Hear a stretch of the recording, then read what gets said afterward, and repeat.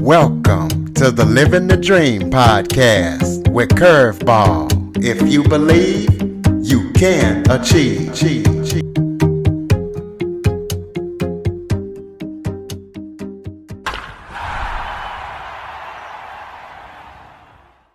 Welcome to the Living the Dream with Curveball podcast, a show where I interview guests that teach, motivate, and inspire.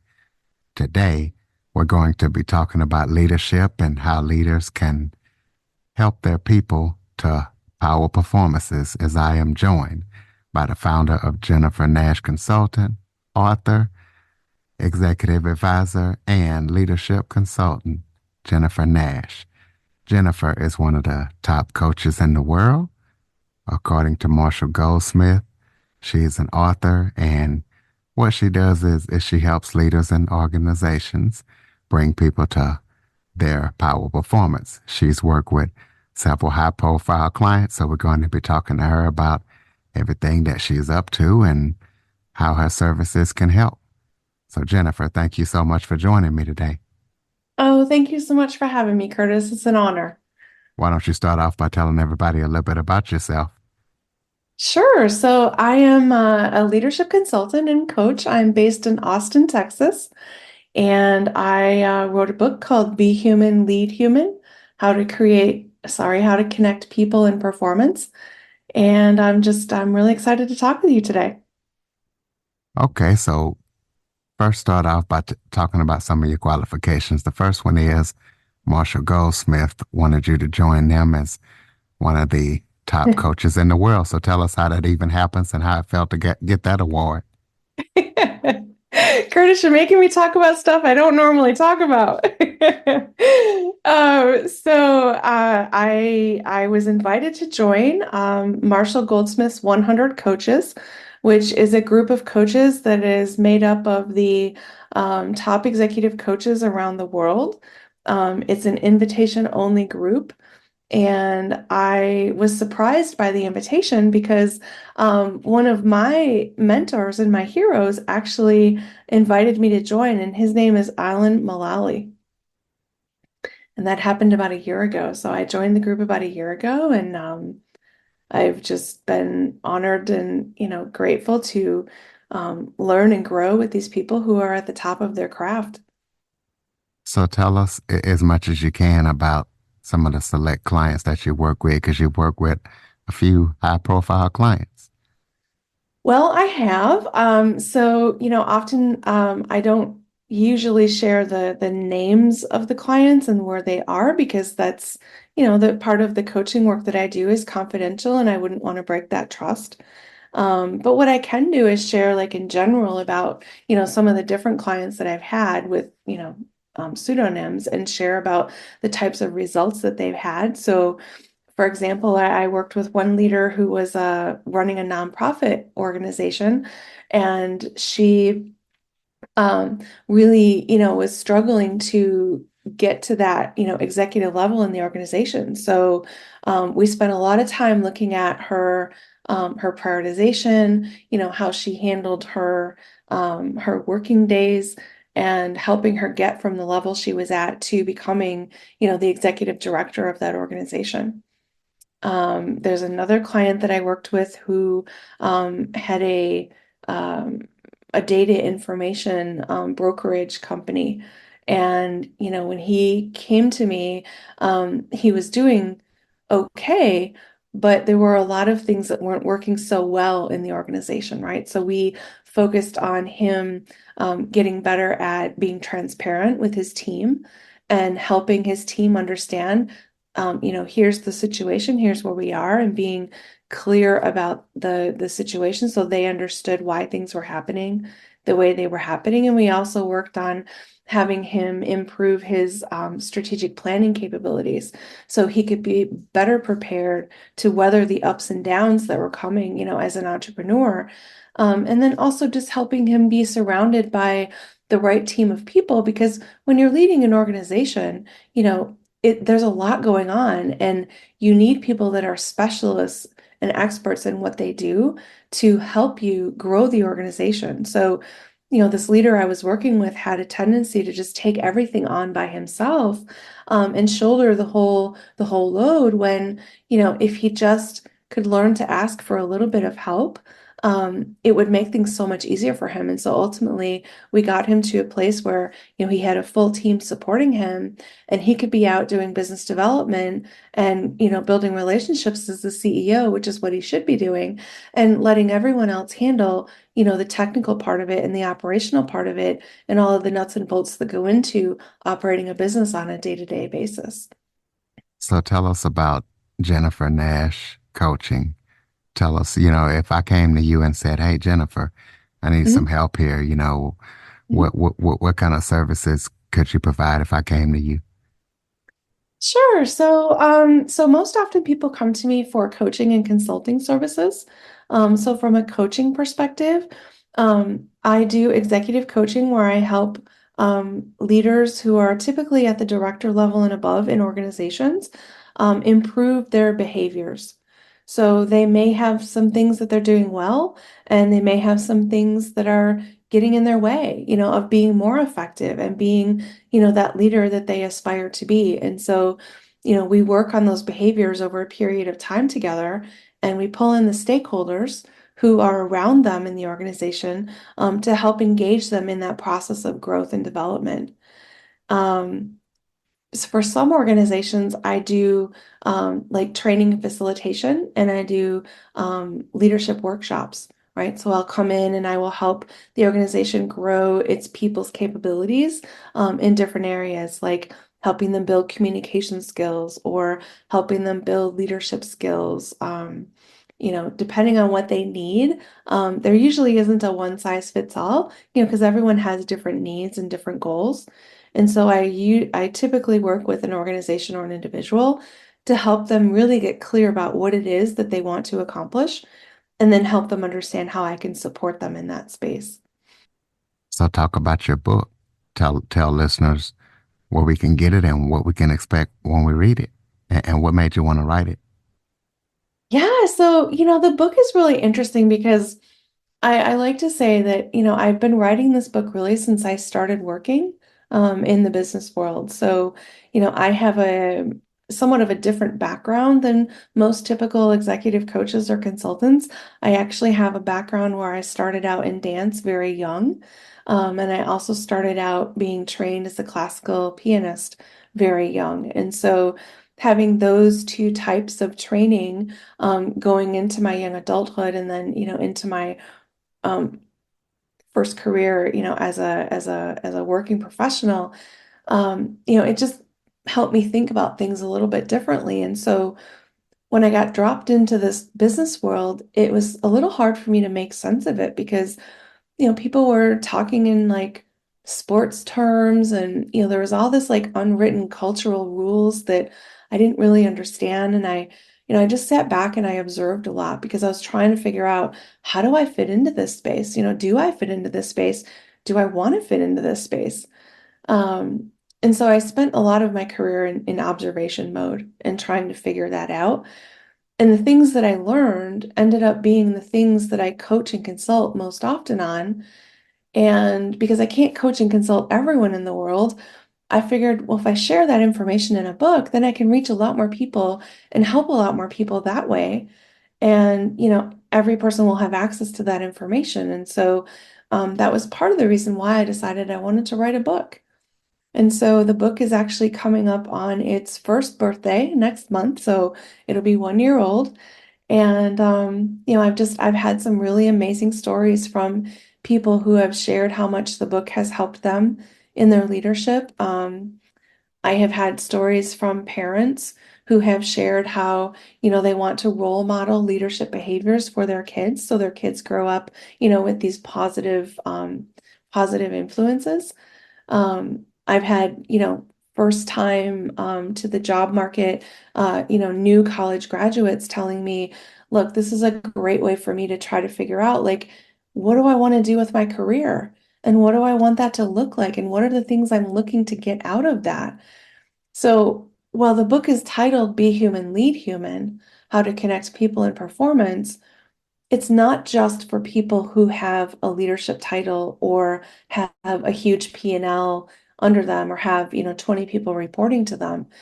It's for people who are finding themselves in a space where they want to be the best human being they can possibly be, and they want to have the best communication skills they can possibly have, and they want to have, healthy, happy, and positive relationships in their lives. And this book helps them do that. Okay, so I'm kind of curious, and I'm sure the listeners might be too. How did you go from dancing and piano playing to business? Yes, so so when I was 12, so I started dance at 3, and my mom had started teaching me piano at 3 as well. So I started both of those. And then when I was 12 years old, my parents moved to a new town, and they couldn't afford to drive me to the dance lessons anymore because it was a pretty far drive, and there were some other, younger siblings in the family, and my parents were busy. So unfortunately, I stopped dancing at that age, at that time. But in the new location we were at, there was a piano teacher that I was fortunate enough to be able to start taking lessons with. And I took lessons from her from like age 12 until I graduated high school at age 17. And so, that was a big part of my life, the dance and the music. It really formed a lot of how I think about the world. Um, and so it really helped me um, have a different perspective on things. So when I got into college, I was also very fortunate to have an ability to learn languages very quickly. And so I decided that, I wanted to pick up a couple different foreign languages. And I was working my way through school. I was, living with my parents to save money while I went to community college.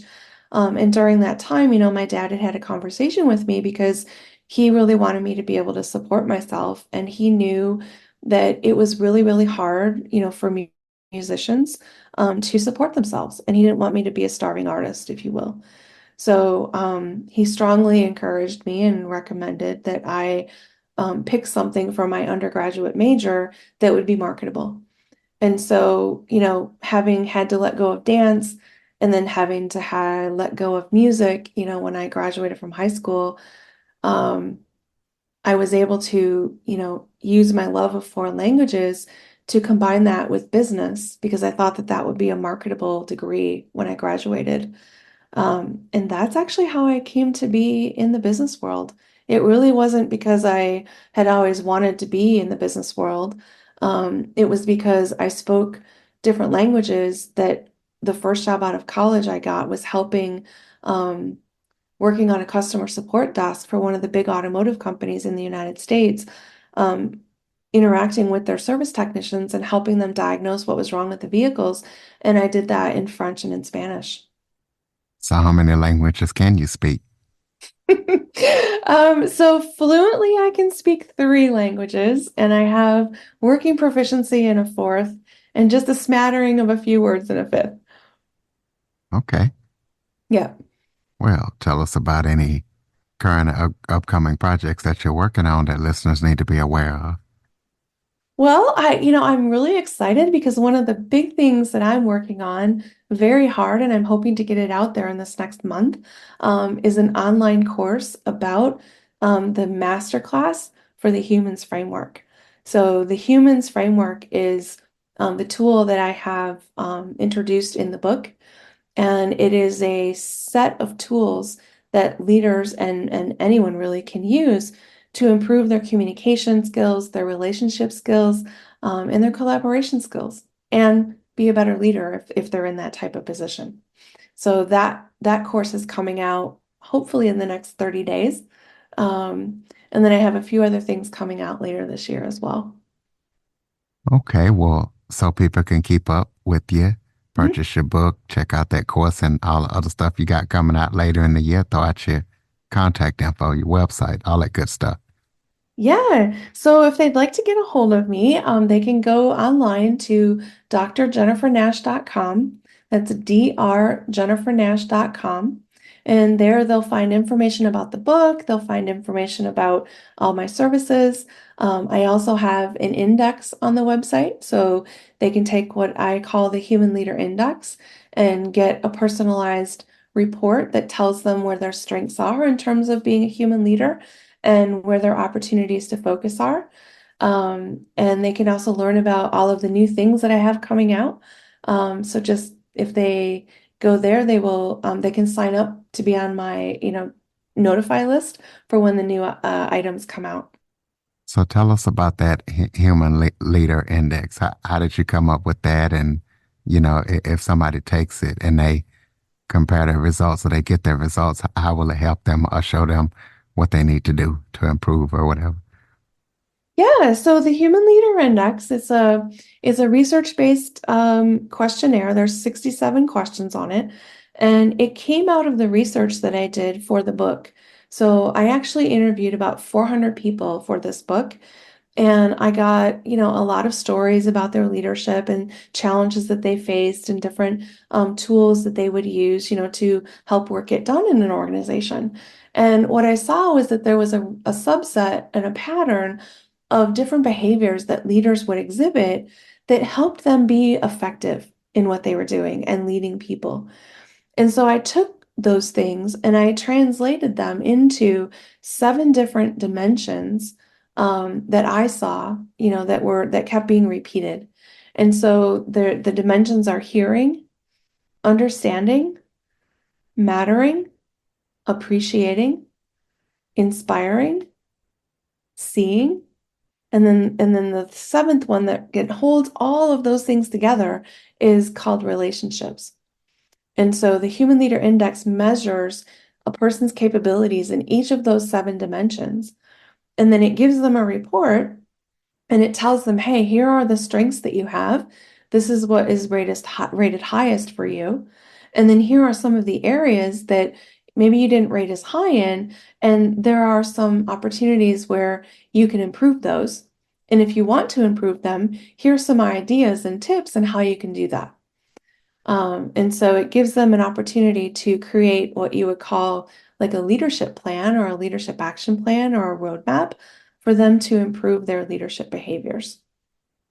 Okay, close us out with some final thoughts. Maybe if there was something I forgot to talk about that you would like to touch on, or any final thoughts you have for the listeners. I would say that first and foremost, like human leadership, like I talk about in the book, it's an invitation to think about and practice leadership differently. In the past, we've had, these command and control leaders who, micromanage and tell people what to do. And, we saw with COVID that people are very capable of leading themselves. People are very capable of managing their own work, getting that work done, and delivering it. If not delivered on time, they can deliver it early as well.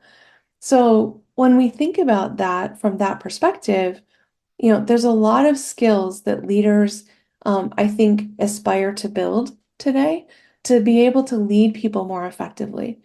And so the book is an effort to help leaders fill their toolkit with people leadership skills rather than using the skills that they've used in the past or using skills that they use to manage projects and tasks, which are not the same skills as managing people. All right, ladies and gentlemen, there you have it. If you are a leader or you know of somebody or you just want to power yourself to peak performance, drjennifernash.com. Go check it out. Go pick up a book. Check out her online course and everything that she's going to be up to later on in the year. Please follow, rate, review, share this episode to as many people as possible. If you have any guest or suggestion topics, cjackson102 at cox.net is the place to send them. Thank you for supporting the show. Be sure to hop on your favorite podcast app. Give us a review. Follow us. Jennifer, thank you so much for joining us and sharing your expertise. Oh, thank you so much for having me, Curtis. It was a pleasure. For more information on the Living the Dream podcast, visit www.djcurveball.com. Until next time, stay focused on living the dream.